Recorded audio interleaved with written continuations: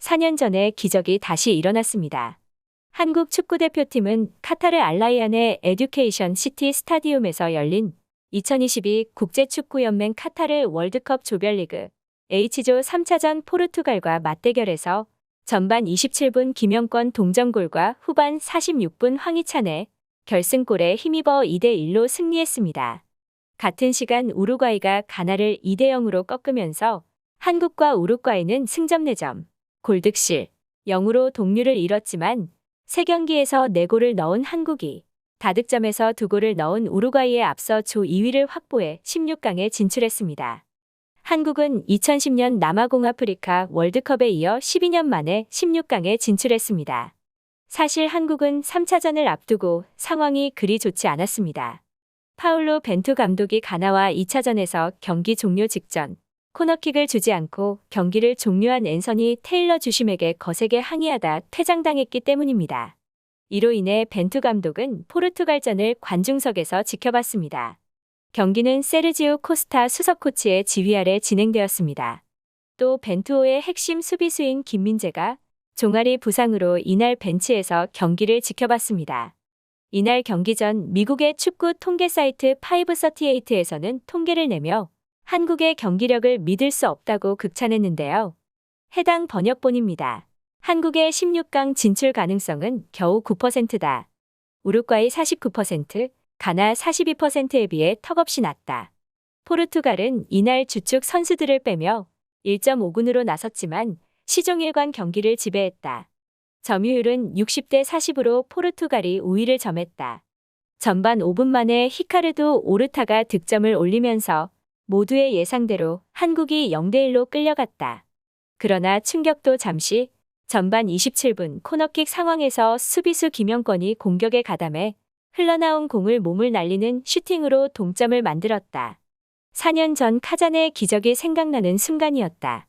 김영권은 2018 러시아 월드컵 독일과 최종전에서 독일을 상대로 선제골을 넣었다. 당시에도 코너킥 상황에서 상대에 맞고 굴절된 공을 김영권이 넣었는데 이번에도 김영권은 찬스를 놓치지 않고 극적인 동점을 만들었다. 후반 추가 시간 황희찬의 득점도 4년 전처럼 손흥민의 질주가 있었다. 1대1로 팽팽하던 후반 46분 공을 잡은 손흥민은 특유의 스피드로 포르투갈 문전까지 질주했고 이후 예리한 침투 패스로 황희찬에게 연결해 결승골을 도왔다. 비록 이번에는 득점이 아니었지만 가장 중요한 순간 나온 손흥민의 결정적인 어시스트였다. 비록 4년 전 세계 최강이라 불리는 독일을 꺾고도 16강 진출에 실패했지만 이번에는 강호 포르투갈을 꺾고 16강 진출에 성공했다. 모두가 불가능할 거라 말했지만 꺾이지 않는 마음을 가진 한국팀이 끝내 이번에는 해냈다.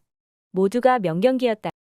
한국 선수들이 대단했다며 극찬하며 경기가 마무리되던 중 현재 영국 네티즌을 통해 경기 내내 알 수 없는 호날두의 행동이 전 세계를 비롯해 포르투갈 내에서도 쪽팔린다며 수많은 욕설과 비판을 받고 있습니다. 바로 한국 선수에게 필요 없는 시비를 걸며 싸움을 건 것인데요. 경기가 끝난 후 인터뷰에서 짧은 하소연을 했지만 경기에서 가장 낮은 점수를 받은 호날두에게의 시선은 차가웠습니다. 현재 가장 많은 조회수를 달성한 축구 통계 매체 폼몹에서의 호날두에 대한 평가입니다. 포르투갈의 슈퍼스타 크리스티아누 호날두가 오늘만큼은 최악의 선수로 꼽혔다. 심지어 한국과의 경기에서 양팀 선수 중 가장 낮은 평점을 받았다. 호날두는 원톱 공격수로 선발 출장했으나 극도로 부진했다. 전반전에 결정적인 득점 기회를 여러 번 놓쳤다. 특히 한국 골키퍼 김승규와 1대1 찬스를 잡았으나 호날두의 헤더가 골문을 크게 벗어났다. 그는 수비에서도 실책을 범해 한국의 동점골을 도왔다. 이강인이 올린 코너킥이 호날두의 등을 맞아 골문 앞에 있던 김영권에게 흘렀고 김영권은 이를 놓치지 않고 왼발로 마무리해 1대1을 만들었다. 한국 선수가 아닌 상대 선수의 몸을 맞고 흐른 공이라 오프사이드도 적용되지 않았다. 호날두는 오히려 동료들에게 화를 내기도 했다. 호날두는 이날 후반 20분 교체됐다. 슈팅 2번이 모두 빗나갔으며 빅 찬스 미스도 1회 있었다. 오프사이드는 무려 3번이나 범했다. 호날두는 이날 평점 4.9점을 받았다. 이날 그라운드를 밟은 한국과 포르투갈 선수 중 가장 낮은 점수다. 두 번째로 낮은 5.9점 안토니오 실바보다 무려 한 점이나 낮았다. 포르투갈 선수 중에선 선제 득점을 올린 히카르도 오르타가 7.7점으로 가장 높은 점수를 얻었다. 한국에선 결승골을 어시스트한 손흥민이 양팀 선수 중 가장 높은 8.2점을 받았고, 동점골을 넣은 김영권이 7.8점, 결승골을 넣은 황희찬이 7.6점을 받았다.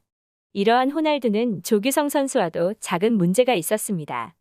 조규성은 이번 경기에서도 한국의 최전방에서 싸웠는데요.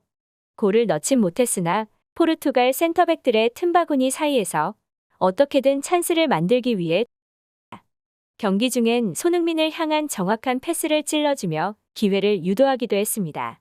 조규성은 시간이 흘러 경기 후 믹스트존에 나타났는데, 조규성은 경기 시작 전부터 도핑 검사를 하느라 시간이 좀 걸렸는데 인터뷰에서 도핑이 걸렸다. 그래서 씻지도 못하고 나왔다. 주앙 마리오와 이야기하며 유니폼을 바꿨다. 라고 말하기도 했습니다. 경기가 끝난 후에는 호날두와의 신경전을 직접 밝히기도 했는데, 이 조규성과 호날두의 신경전은 페르난두 산투스 포르투갈 감독이 경기 후 공식 기자회견에서 언급할 정도로 화제가 되기도 했습니다.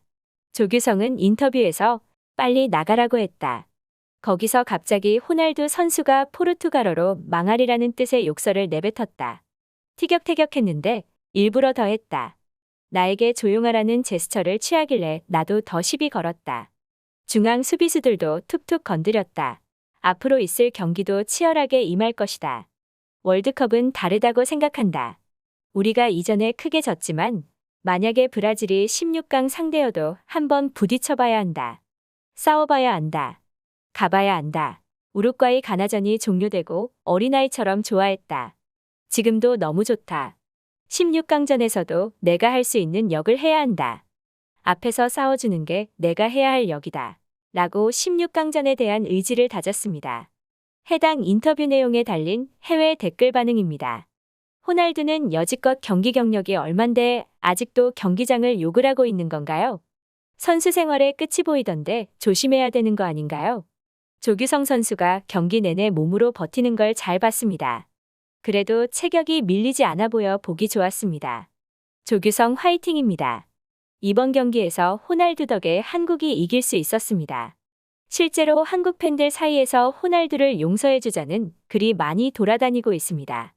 호날두는 벤치가 앉아서 얼마나 쪽팔렸을까요? 경기 도중 지고 있어 답답한 건 알겠지만 제대로 된 사과도 없이 경기장을 떠나는 게 말이 되나요? 심지어 감독이 호날두의 답변을 대신했습니다. 저건 아니라고 봅니다. 열심히 경기에 임해주신 한국 선수들 16강 진심으로 축하드립니다. 결과가 어찌되든 지금처럼만 열심히 해주면 좋을 것 같습니다. 건강하게 남은 월드컵 마쳤으면 좋겠습니다.